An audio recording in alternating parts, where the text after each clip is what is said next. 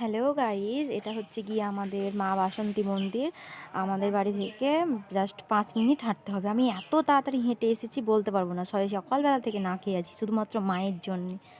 তো এই হচ্ছে বট গাছ, এই হচ্ছে ঠাকুরের মন্দির, এটা হচ্ছে আমি এবার পুজো দিব।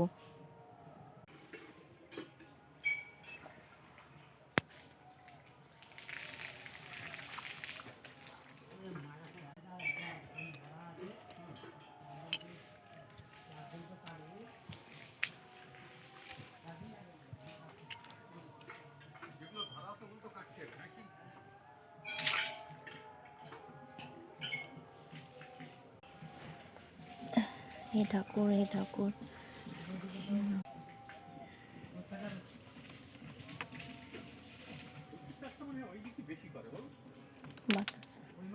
ইমা পয়সা আনতে তো ভুল।